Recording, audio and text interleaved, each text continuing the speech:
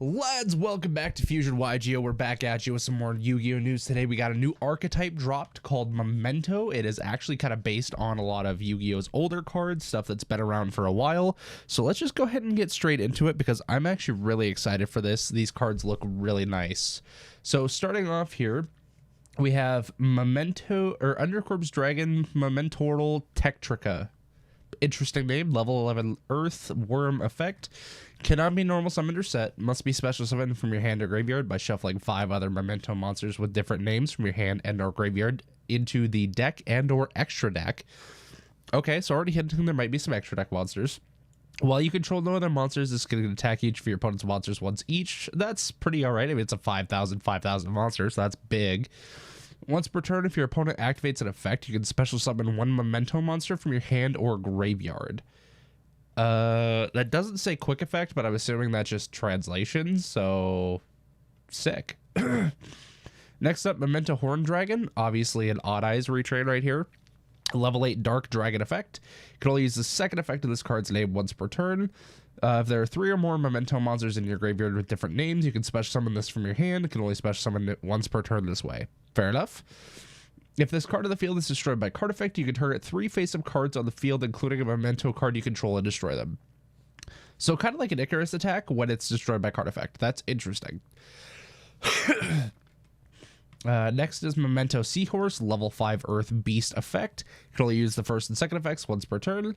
If you control no face-up monsters or all face-up monsters you control are Memento monsters, you can special summon this card from your hand. Already a pretty solid extender right there.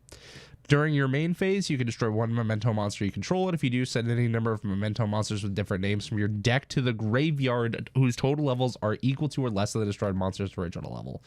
So I'm already seeing synergy right here. If you use this guy, if you use the horse to pop the Horned Dragon, you can send monsters whose level equal up to 8, and you can also proc this effect to destroy a bunch of cards on field. Pretty sick, actually. That is pretty sick. Next up here, Memento Enwitch, level 3 Dark Spellcaster. Only use first and second effects once per turn. If it's normal or special summon, you can add a Memento monster from your deck to your hand except itself. So you can do this, add this special summon, destroy itself, and dump up to 5 levels. Interesting. You can target 1 level 2 or lower Memento monster in your graveyard, destroy 1 Memento monster you control it. If you do, special summon that target. Oh, so even more combo there. So you can use this, get this, summon this, destroy itself, dump, and then use this to destroy itself to special summon back a level 2 or lower. Okay, that's cool. All right, Memento Mice, our first level 2 or lower. Level 1 Light Fairy, only use first and second effects once per turn. During your opponent's main phase, if you control the Tetrica at the top, the big guy, quick effect, you can discard this card, then target 1 face-up monster your opponent controls, gain control of it until the end phase. So you have a quick effect change of heart during your opponent's turn. There's a lot of situations where that can be really funny. During your main phase, you can destroy 1 Memento monster you control, and if you do, add 1 Memento card from your deck to your hand, except itself. That's pretty insane. So you can actually get extra searches, and this is a Memento card, so this will also search spells and traps. So already a combo between these 3 guys right here just to get whatever you want, and already get a lot of stuff set up in graveyard. Memento Goblin, level 1 Dark Fiend. You can only use the first and second effects once per turn. During either main phase, if you control the Tetrica, big guy again, quick effect, you can discard this card this turn to your opponent, or your Memento monsters cannot be targeted by your opponent's card effects. Pretty solid. During your main phase, you can destroy 1 Memento monster you control, and if you do, send up to 2 Memento cards with different names from your deck to the graveyard except Memento Goblin. So you get to send more stuff to the graveyard. Okay, I'm seeing a theme here with destruction and graveyard stuff. A huge theme.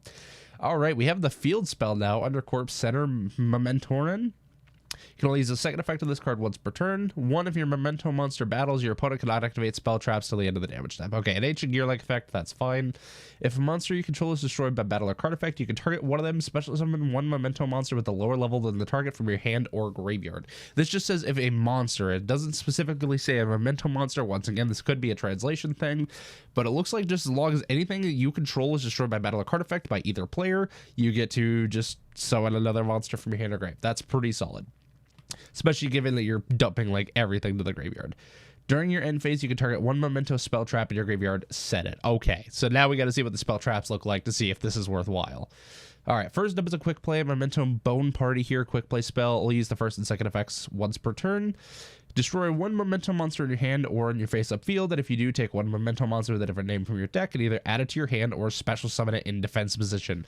So you get either a Rhoda or an E-Telly. That's actually really strong with the effects that we've already seen so far. This allows you to add either the Change of Heart to hand, or you can start special summoning stuff to be able to, get your resources going. This does a lot already just on that first effect. During your main phase, you can banish this card from your graveyard, then target one Memento monster you control. This turn, if it attacks a monster in defense position, inflict piercing battle. So that's not a bad effect. I mean, just to have as like a bonus one, because you can just use it on the same turn. And like if you really need to close out game and you have your 5,000 attack guy on field, that's pretty solid. I wonder if it only works once, but I think it just works like in total. So if you have your 5,000 guy on board and all of your opponent's stuff is in defense, you just get piercing on all that. So that's just an easy way to get lethal. I really like this card. I definitely assume it's going to be a 3 of in the deck, given that it's a Rhoda / E-Telly, and then this is just a nice bonus effect on top of it. Memento Boneback, another quick play spell. It'll use the first and second effect once per turn. If a Memento monster leaves the field due to your opponent, special summon one Tetrika, the big guy, from your hand or deck, ignoring its summoning conditions. So this is a bit more situational, but it is pretty solid. I don't mind it. It's interesting. If a Memento monster leaves your graveyard by your opponent while this card is in your graveyard, you can banish this card from your graveyard, special summon any number of Memento monsters with different names from your hand or deck. So this can be good in a format where DD Crow and Bestials are relevant, or it just says leaves your graveyard, so even the shufflers can make this relevant. Let's see what we have for lights and darks. So we have 1 dark, 1 light, 2 dark, 3 dark. Okay, so we have 3 darks and 1 light out of all these. So that's actually not bad odds of like having a Bestial set up, but you have to have that in the graveyard at the right time. But it's also a huge punish for your opponent. So if you want stuff to really stay in your graveyard, you can have this set up just to tell your opponent, hey, you mess with my graveyard, I'm plussing. Memento Fracture Dance, a normal trap. Only use the first and second effects once per turn. If you control a Memento monster, target 1 card on the field, destroy it. Then if you control Tetrika, you can destroy 1 card on the field. Okay, so it's a 1 for 2 if you have the Tetrika on field. The second pop is non-targeting, which is really nice. So it does help you play around a lot of things. A lot of these cards revolve around you having Tetrika on the field, so basically it's just getting to him as quick as possible. During attack declaration involving your Memento monster into your opponent's monster, you can banish this card from the graveyard. All monsters your opponent currently controls lose 1,000 attack at the end of the turn. That's not the best, but it can help save you if you're not able to get to your big guy and you just have the smaller boys on field to help you survive a little bit.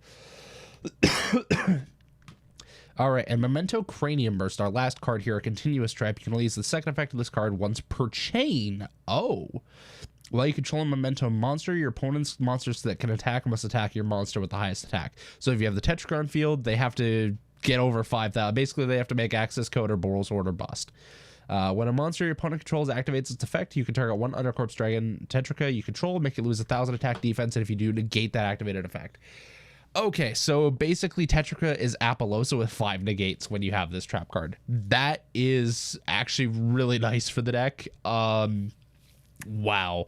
I'm not excited to see how that one plays out, because that card is definitely ridiculous, but very cool. So far, I really like this archetype. You guys let me know what you think down in the comments below. I'm definitely excited to hear your thoughts. It's definitely baffling my mind a little bit reading some of these cards, but I think it's cool that a lot of these older cards get to have their undead retrains and get to have their shine in the modern day. So, peace.